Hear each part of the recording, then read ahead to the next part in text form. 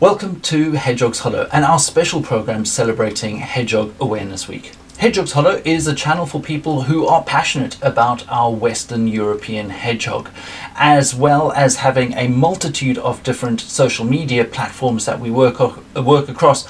If you've not yet done so, why don't you subscribe to the channel? And when you're clicking that red subscribe button below this video, also make sure to click the notification bell icon, and that will send you a notification every time a new video is uploaded to the channel.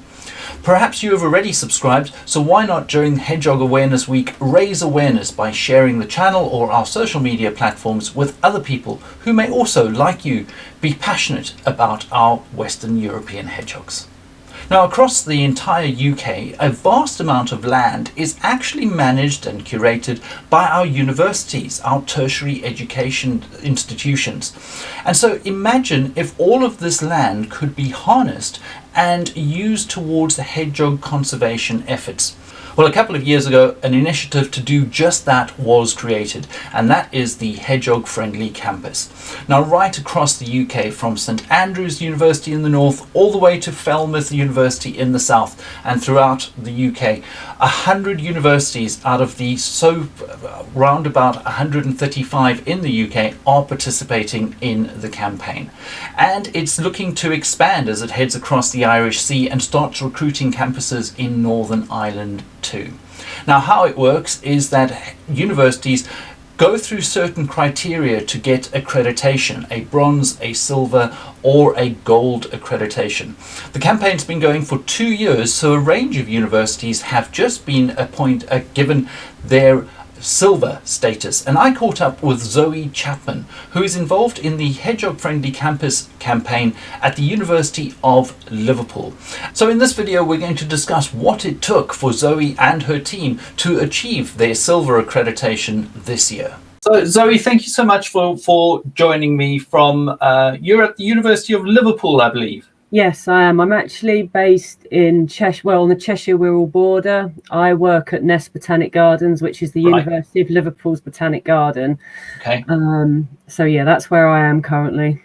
Excellent. And most excitingly, for 2021, you have, as the university, you've just been awarded your silver status Hedgehog Friendly Campus. We have, and we're thrilled. I think particularly, you know, it's obviously been a really tough 12 months for everybody, and you know, it was very difficult at certain points to get some of the criteria completed, and you know, the team really pulled together. So it was really lovely to get the accreditation last month. So won't you just talk me through what exactly is a hedgehog friendly campus, and then you talk about the criteria if we move on to that later. But what is a hedgehog friendly campus? Well, the scheme was started by I think it was funded by the British Hedgehog Preservation Society and started at the University of Sheffield, I believe. And the plan is that universities have an enormous and diverse land mass across the country. And the idea being that if we could harness that land in terms of making it hedgehog friendly, then we could actually do quite a lot to help hedgehogs. And I'm a bit of a hedgehog obsessive. I became obsessive when I moved actually into this house, and I discovered hedgehogs living in the garden. And that sort of led to me working or volunteering rather at a local animal rescue, Jackson's Animal Rescue. And I'm a bit of a geek, so I started researching hedgehogs, and then, and it just sort of all spiraled out from there. And then I found out about the Hedgehog Friendly Campus scheme, and I was like, oh, this is kind of good. I can bring this into what I do, outside of work, and, see what we can, achieve as a group, really. So it's kind of an extension to a lot of the campaigns which are around getting people involved with their own gardens and kind of making gardens both accessible and hedgehog friendly. But as you say, we're using the kind of grounds and the land masses of all the universities combined to actually take care of kind of make that as hedgehog accessible and friendly as possible. Yeah, absolutely. And I think one of the good things about the scheme is it does encourage you to do stuff at home as well. It's not just Okay. about what you do, you know, and I'll send you a couple of links to some things that people have done at home in terms of houses and, you know, hedgehog feeding stations and that sort of thing. And one of the things that I think is particularly valuable about the scheme is the level of student engagement. Right.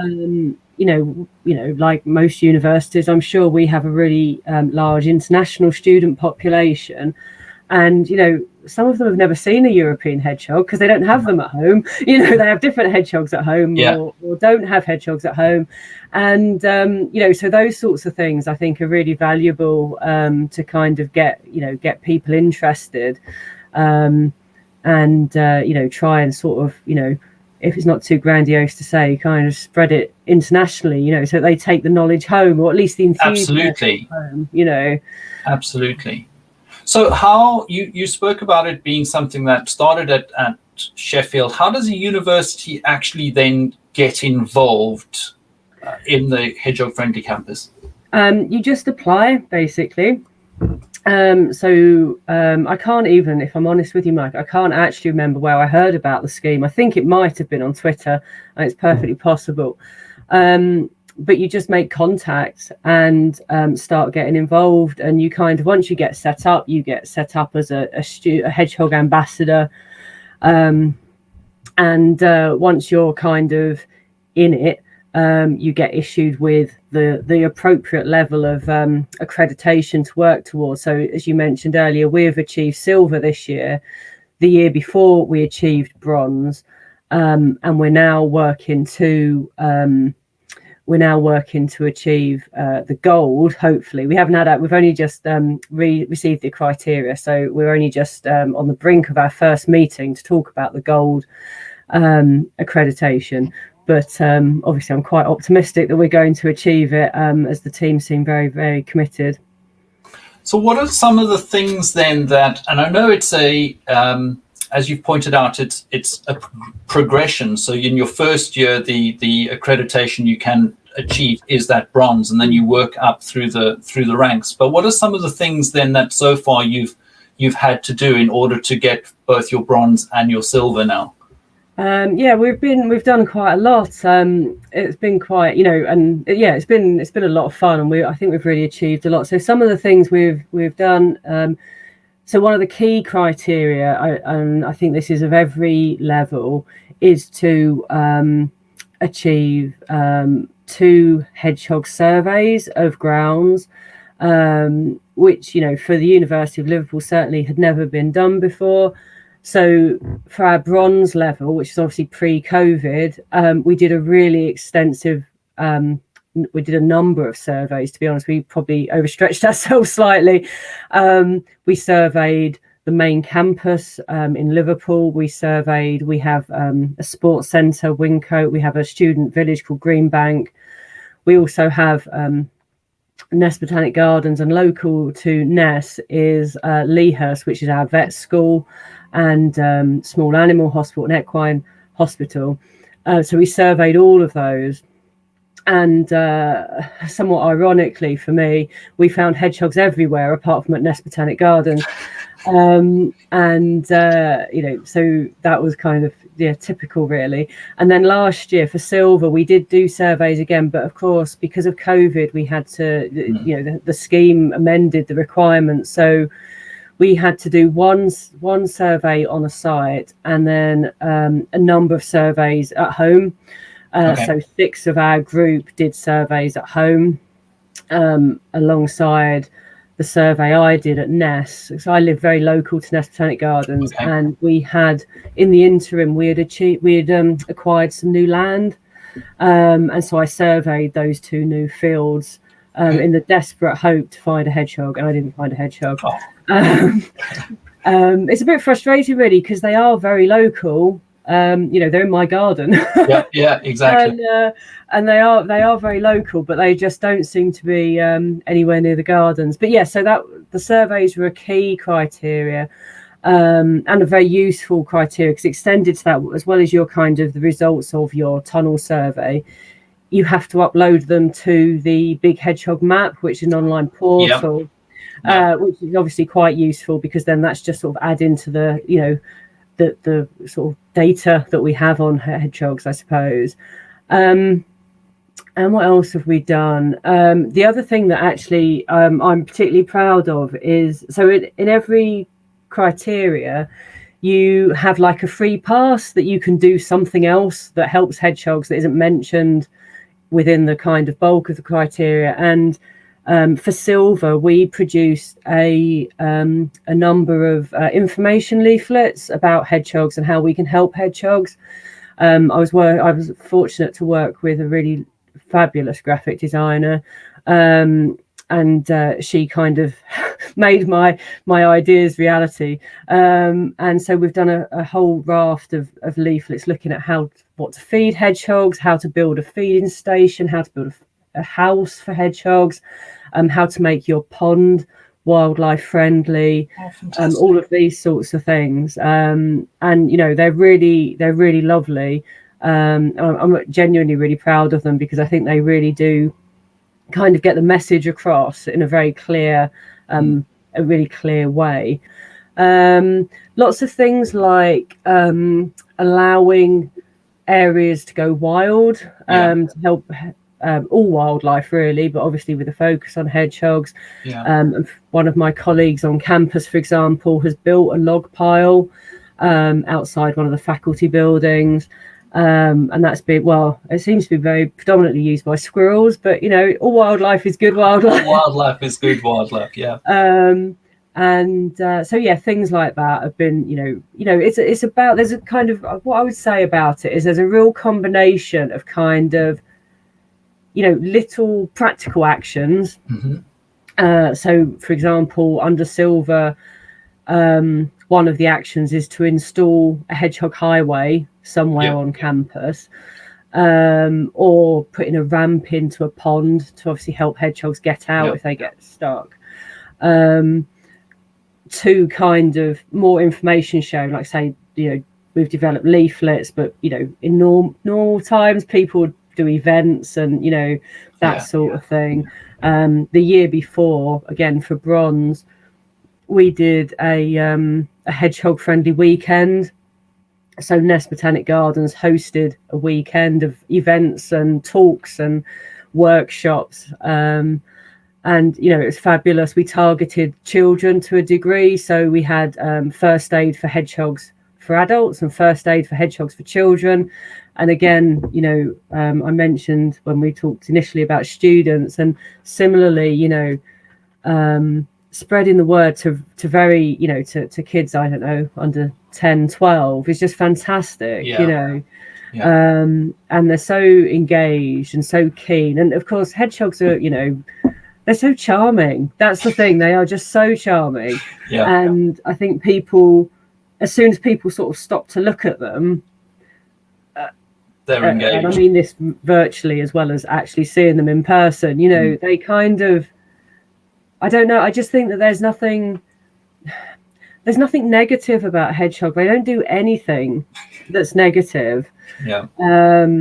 That is a real benefit. You know, when I was doing a talk to the children about how to help hedgehogs, you know, I usually show a video of a hedgehog swimming, for example, and they're just like, it's the best thing I've ever seen, you know.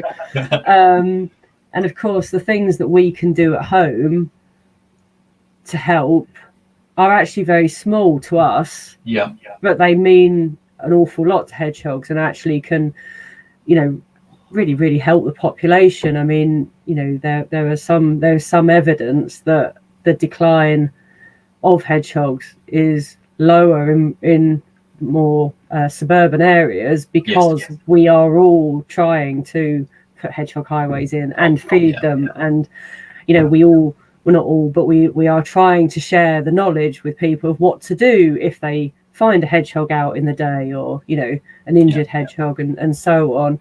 And I think, you know, that's the real kind of benefit of the scheme, that you are kind of reaching people that possibly wouldn't have thought about it before. You know, I mean, you know, students have got lots more exciting things to be thinking about. They're wanting to go out and socialise, and I don't know, I'm a very long way from a student, but doing whatever students do these days, and to be able to show them that actually they can do a very small thing. And again, the case we've had with some of our students is they've just talked to their parents, and their parents have started feeding hedgehogs in their garden, and it's just those little conversations that have really benefited a hedgehog population in Oxfordshire or something, which is just fabulous. So I think that that has been one of the key things for us, that I think we've all felt that we've been able to really help. Yeah, absolutely. It sounds like your engagement with your students and your faculty is really quite high. What's kind of the size of your group, of your kind of Hedgehog Friendly Campus organizing group, so to speak? So the total number of people that are involved in the project, are officially part of the project group, I think we're just on 50. I think it's like 51 people now. But of course, not everybody is involved on a kind of day-to-day level. And also we are quite engaged with senior management at the university, and they're not kind of at the moment not involved in terms of attending meetings. It's more a case of briefing and discussing and having conversations outside of the meetings. One of the things that has been brilliant this year is that we have, which is kind of ironic really, given that we've had to do it all remotely, but we have really engaged with the student body far more than we did under bronze. Wow. We were quite unusual when we were doing bronze. We were quite an unusual university because we were staff led rather than student led. Okay. Because as I think I said earlier, I'd kind of got the bit between my teeth and decided to go forth with it, and I kind of just and because I'm a member of staff, I kind of was able to kind of get members of staff involved. But under Silver we kind of got more students involved, and we also, one of the criteria for Silver is getting a member, an elected officer from the student union involved. So fab student called Chloe has been involved, and she's been just really great and very engaged. So there's just a lot there that we've kind of been able to do, which has been really, really positive, and it just feels a bit more even. I think under bronze it did very much feel like we were very staff led, and now it does feel that we are kind of getting, probably I haven't counted, but I would guess it's probably more 50-50 split now. And I think having a group, although we have a group that is quite a large group, in reality it just means that people can drop in and out. Obviously students have times when they're very busy, deadlines and holidays and all that sort of thing, and likewise staff have periods when they're very busy. And the beauty of having such a large group really is that there's nearly always somebody available, really. When we first started, I can't remember how many we had, but the group was quite small. If I picked a meeting time when it didn't work for people, then I'd just be on my own. Whereas now that doesn't tend to happen. And one thing I should say, as well as mentioning Chloe, is the student guild at the University of Liverpool have been very engaged, and they have kind of I don't know, a department, probably not quite the right word, but they have a team who work under the sort of Green Guild banner. So all of their work is around kind of sustainability and environmental activity, and they have been brilliant as well. And of course they've got a very direct link with the student body. So that has definitely helped. And what, beyond the realms of kind of the University of Liverpool, does your group work with or in community with other universities in the area who may or may not be part of the scheme? Is it something that extends beyond just Liverpool? Yeah, we don't actually do it. We don't as yet do anything formal with any other local universities. University of Chester are involved, and they're very local to me. And we have kind of had brief conversations about how we can kind of work together. But we haven't done anything else more formal. One of the key criteria for gold is kind of a community project of some description. And I'm quite hopeful that we'll be able to do something there which perhaps links up all or some of the universities. I mean, for example, when we first joined, I think I'm right in saying this, but I might be slightly out with my numbers. But when we first started, I think around the time we got bronze, we were one of about 30 universities that was taking part in the scheme. And we are now one of about 80 universities taking part in the scheme. So, you know, the scheme itself has grown tremendously. And there are, you know, universities from all over the country involved. So you mentioned it briefly, and I appreciate that you've only just got your silver accreditation, I think, at the beginning of March. So your plans for 2021 possibly aren't in place yet. But what does the road ahead through 2021 look like in terms of now achieving your gold status, your gold accreditation, I should say? Indeed. So it's kind of, as an overview, I'd say it's kind of it's very much kind of next level. So there's stuff around, I mentioned earlier that we've been lucky to be quite engaged with senior leaders at the university. There's aspects of formalizing that. So kind of having a member of the senior management team involved in project meetings. There's some things around training, so getting the grounds team trained in what to do if they find a hedgehog, and things like reducing pesticides. I mean, I think, you know, kind of a lot of I think it's quite easy for any of us really, but I think it's quite easy for people to get into a routine with things, and so one of the things we're trying to do is stop the habit of just reaching for pesticides, but actually kind of thinking through what could we do instead. Obviously, pesticides harm hedgehogs. They also harm, you know, obviously other wildlife. So that's certainly one of the things. There's also some areas around kind of having hedgehog topics, for want of a better phrase, considered within the curriculum, and also having a student undertaking a research project involving hedgehogs, and the old favourite, there's a bit of fundraising involved as well.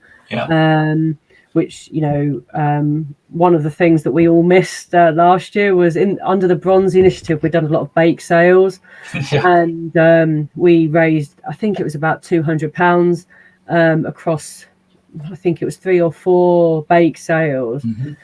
And we did, you know, we had, you know, and some of those things were hedgehog themed, some of them were less hedgehog themed, but, you know, it was a lot of fun, obviously. And we couldn't do that last year. For obvious reasons, but I suspect if we can, Cake will be involved in any fundraising we do under gold. I'd also quite like to, you know, we again the year before we talked about doing, you know, the university does a 5K run every year, so we were talking about kind of some of the team doing that as a sponsorship activity and so on. So I'm sure we'll come up with something quite exciting. The other thing that actually we have talked about in terms of fundraising is doing a sponsored walk up, because obviously we're very near North Wales. So there was a lot of talk about kind of going up a mountain at some point. But yeah, so that the gold accreditation is definitely another step up. I suppose partially more strategic as well. there's sort of aspects around just ensuring hedgehogs are on the agenda for the teams making decisions about, the built environment and projects that are going ahead, and how we kind of support the hedgehog population. I mean, I think everyone was quite surprised. I was certainly very surprised that we found a hedgehog population on main campus. I don't know if you know Liverpool, but Liverpool, the bit of Liverpool that the university is, the centre of the university is very urban, and it's got a very busy road running along one side of it, and reasonably busy roads running all around it. And yet it seems that we have a hedgehog population around the central teaching lab that nobody has ever seen, like in person, but we have got footprints. They definitely are there. But I've not found anybody that's seen a hedgehog yet. Not even like our campus support team, who are out, all day and all night kind of thing. And nobody, not to put too fine upon it, nobody's told me about finding a squashed hedgehog either, which is obviously, it's often an indication. But yeah, I think people were quite surprised that there were hedgehogs. And so now our next step is to kind of try and protect those hedgehogs. And at the very least, kind of consider them in future building projects. Although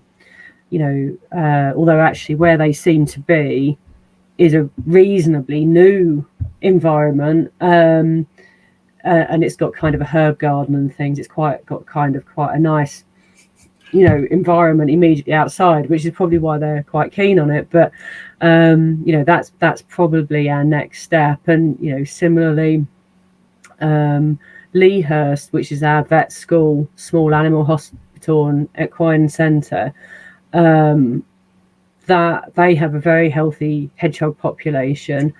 And cause it's sort of semi-rural, and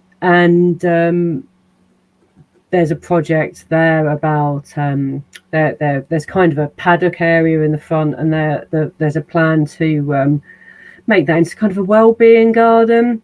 And we've been asked to get involved to kind of make it an environmentally friendly, hedgehog friendly, wildlife friendly well-being garden. Oh, superb. Yeah, so that's really lovely as well. Because just as you're talking, something struck me that you don't think about, but you mentioned earlier about having, the university having so much land and it being very much like, a much bigger project to what everyone might be doing within their own backyards. But that point about it suddenly struck me that hedgehogs are nocturnal, and of course your busiest time at universities is going to be during the day, and so no one actually is necessarily seeing the hedgehog population that probably exists on the campus and in all of these different facilities. And so it's such an interesting thing to be able to have such a vibrant campaign supporting things that people perhaps aren't even seeing on the campus directly, and just to be able to say, well, they exist. Hey, look, they're the footprints. We've got the footprints. Exactly. It's just absolutely amazing. And then to be involved in those, like you said, those strategic decisions being taken at the highest level within the university, and having discussions at least, or consideration about the impact on hedgehogs. And I appreciate that hedgehogs are the topic of conversation probably, but it affects all wildlife, and you're trying to protect the entire ecosystem of which hedgehogs are a part of. But it's so great to actually have them on the agenda at least. No, absolutely. So that's absolutely brilliant that it's now starting up, and the year ahead is hopefully going towards gold. And what happens kind of during holiday periods? Do things generally fall off, or is the campaign still active on the campus during holidays? We tend to keep going. I mean, one of the few benefits of the last year is obviously having conversations like you and I are having remotely, and I think that has been kind of, very helpful, because actually the students, staff are still there, staff are still working away. Yeah. And the students are quite happy to stay engaged, because obviously they can still do that when they're at home, or when they're still in Liverpool but off doing other things, work placements and so on during holidays and things. So from that point of view, it has been really, really, really beneficial. I think the restriction we face more is obviously hedgehogs are only really active between February and March-ish, and sort of October-ish, depending on the weather. And you I've certainly felt that we end up doing a bit of a scramble often to get the set, especially last year, because obviously everything had to change because of COVID. I felt like we had a bit of a scramble to get the surveys done before the hedgehogs hibernated. Went to sleep, but we got there in the end. That I think that's probably more of the constraint that I find, really. That you're trying to get everything done within that kind of period, and then kind of December, January time, or December time, really, they extended the deadline this year again due to COVID. But so then you spend sort of a month or so collating all your evidence, and you kind of have to upload it to an online portal and that sort of thing. So that's what you end up doing, more, I think. Because all I'm assuming, and you mentioned it there, but I'm assuming that there's a formal process of evidencing and supporting all the actions that you did, and being able to show that to the authorities that, hey, this is what we've done, and the accreditation follows. Yeah, absolutely. It's quite good. There's like an online, just a portal, and you're absolutely right. You kind of have to go in and upload evidence of each action that you've completed, and then that's assessed, and you cross everything and hope you've done enough. Well, you've clearly done enough to get your silver, and all I can say is thank you very much, and all the best to you and your team for your progress towards gold in 2021, and hopefully it's as smooth sailing as it appears that bronze and silver have been, and every success to you and to the University of Liverpool in the coming year. Brilliant. Thanks so much for your time, Mike. Thank you so much for joining me, Zoe. I really appreciate it. It really is amazing to think how across the UK, vast amounts of the landmass that is in the care and curatorship of our universities is now being actively managed towards hedgehog conservation. And the campaign has been so successful over the last 2 years that actually in 2021, it's being expanded into primary schools and colleges. So we look forward to seeing the fantastic results coming out of that expansion program. As always, you can find more information about Liverpool University's campaign, as well as the Hedgehog Friendly Campus campaign, in the video description and links below.